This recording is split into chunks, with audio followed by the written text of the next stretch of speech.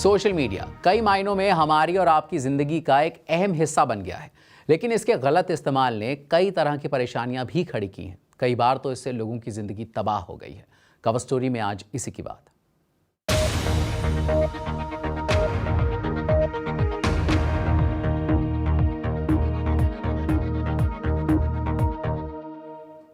भारत में इंटरनेट के बढ़ते प्रसार की वजह से लाखों नए यूजर्स हर साल इंस्टाग्राम जैसे सोशल मीडिया प्लेटफॉर्म से जुड़ रहे हैं, लेकिन इसके साथ ही साइबर क्राइम के मामले भी बढ़ते जा रहे हैं।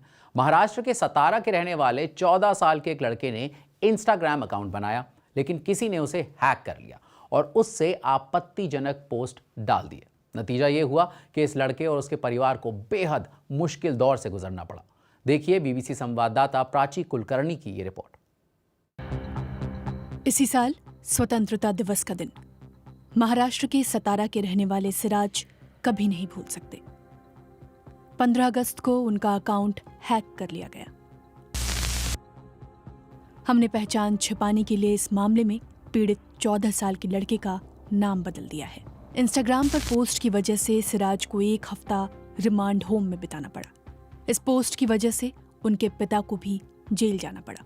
एक इंस्टाग्राम पोस्ट जिसकी कीमत पूरे परिवार ने चुकाई। उन्हें अपना घर बार तक छोड़ना पड़ा। सिराज जब अपनी मां के साथ थाने में थे, उस वक्त भी उनके अकाउंट से पोस्ट हो रहे थे। उस वक्त इलाके में सांप्रदायिक तनाव बढ़ रहा था और पुलिस इसकी जांच कर रही थी। 15 दिनों के बाद पुलिस ने मामले में एक संदिग्ध को हिरासत में लिया। एक शख्स ने अलग तरीके से सोशल यूजर्स के अकाउंट को एक्सेस किया। उसने महिला बनकर लोगों से यूजर नेम और पासवर्ड मांगे और फिर उनके अकाउंट से भड़काऊ सोशल मीडिया पोस्ट डाले। 1 साल से ज़्यादा समय से मैं इंस्टाग्राम यूज़ कर रहा हूँ। मुझे ढोल ताशे से जुड़ा संगीत अच्छा लगता है। मैं इसके बैनर्स भी बनाता था। हम शिवाजी महाराज की जयंती, नवरात्रि जैसे आयोजनों के लिए बैनर बनाते थे। मैंने लोगों के साथ ये सब साझा करने के लिए ही अकाउंट बनाया था।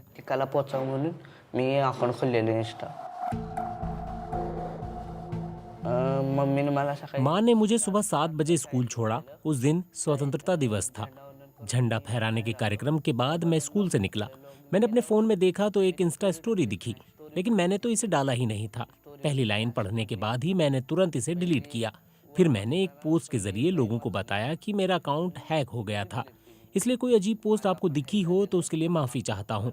फिर मैंने अकाउंट से लॉग आउट कर लिया।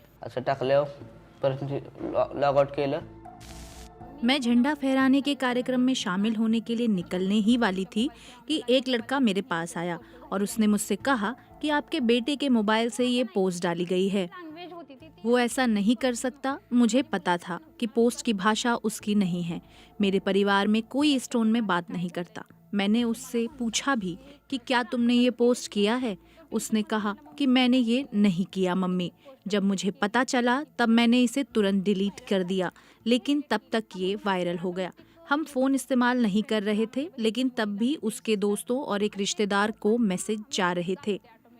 इसके बाद परिवार पुलिस के पास पहुंचा और साइबर सेल ने सबके फ़ोन जब्त करके मामले की जांच शुरू की, लेकिन तब तक बाहर कुछ और शुरू हो चुका था।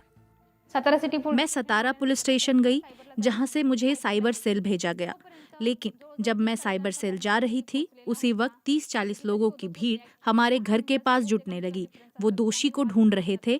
किसी तरह से हम वहां से बचकर निकले। अगर हम वहां से नहीं निकल पाते तो न जाने हमारे साथ क्या होता। उसके बाद पुलिस ने मेरे बेटे को हिरासत में ले लिया। पुलिस के पहुंचने के बाद हमारे पास साइबर सेल के लोग आए। उन्होंने हमारे फ़ोन ले लिए, लेकिन उन्होंने भी देखा कि जिस वक्त फ़ोन उनके पास थे, अकाउंट से मैसेज भेजे जा रहे थे। फिर उन्होंने मामले की जांच शुरू की। ऑपरेट मोबाईल कुणी करत नाही तर हे हॅक झालेलं असणार, मग तिथून त्यांनी प्रोसेस चालू केली। सिराज को रिमांड होम भेजा जा चुका था।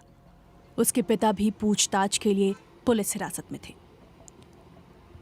उधर परिवार को घर से निकाल दिया गया। पुलिस केस की वजह से कोई रिश्तेदार भी मदद को तैयार नहीं था। फिर एक परिवार ने उन्हें कुछ दिनों के लिए रहने की जगह दी। पुलिस की जांच में सामने आया कि एक शख्स खुद को लड़की बताकर सिराज से बात करता था। सिराज ने उसको अपना पासवर्ड बताया था। उसी ने उसके अकाउंट से पोस्ट किए थे। याच्यामध्ये प्रोफाइल हॅक करण्यापेक्षा त्याने फिशिंगचा वापर केलेला आहे. इस मामले में फिशिंग की टेक्निक के जरिए प्रोफाइल हैक किया गया। ऐसे मामलों में फेक आइडेंटिटी के जरिए लोगों से बात की जाती है। इस मामले में खुद को महिला बताकर इस यूजर से बात की गई, फिर उससे प्रोफाइल से जुड़ी जानकारी मांग ली गई। इसका इरादा यूजर को बदनाम करने का था ताकि उसे जेल हो जाए। एक महिलाचा प्रोफाईल आहे आणि मग त्याच्याकडून सगळी माहिती काढली. मामले की जांच के बाद भी सिराज और उनके पिता के खिलाफ केस बंद नहीं हुआ है। अकेले सतारा जिले में हैकिंग के कई मामले सामने आ चुके हैं। सतारा के सालोखा संपर्क ग्रुप के अनुसार इस साल 2 अक्टूबर तक सतारा में देवी देवताओं के खिलाफ आपत्तिजनक पोस्ट के कम से कम 21 मामले सामने आए हैं। इस ग्रुप में वकील, सामाजिक कार्यकर्ता, लेखक आदि शामिल हैं।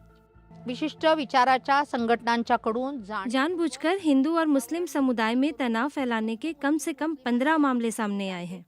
किसी ने टीपू सुल्तान पर स्टेटस लगाया, टीपू सुल्तान की जय लिखा, तो उसमें क्या दिक्कत है? वो कैसे एक नकारात्मक शख्स बन गए? अशांति फैलाने की कोशिशें हुई हैं, मामले भी दर्ज हुए हैं। तुमचं काम करणार आहे मग कुणाचं करणार आहे?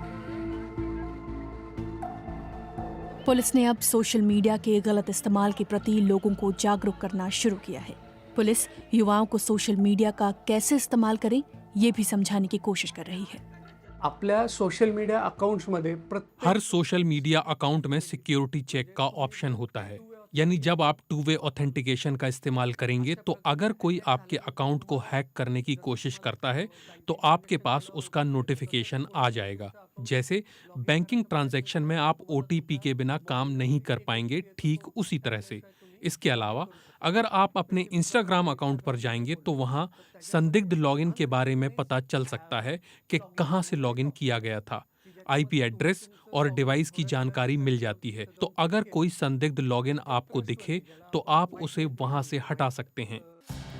घटना के बाद से सिराज ने इंस्टाग्राम अकाउंट यूज करना बंद कर दिया। वो अपने दोस्तों से भी नहीं मिलते। उन्होंने त्योहारों आदि पर सार्वजनिक कार्यक्रमों में जाना बंद कर दिया है।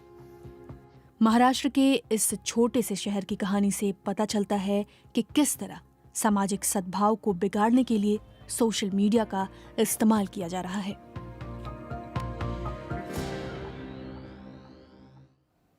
नेशनल क्राइम रिकॉर्ड ब्यूरो के साल 2022 के आंकड़ों के मुताबिक